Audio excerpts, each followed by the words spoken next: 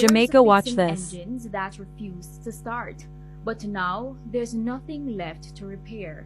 Before Melissa, he had 5 cats. Today, he can find only 1, a small reminder of what was lost. Because all of my tools them gone, everything gone. You know, I find about my driver's license though.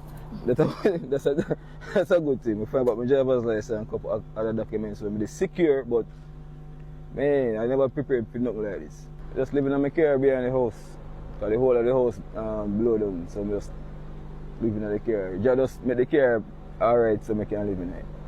With just a fraction of his bathroom still standing, Roderick is in full survival mode.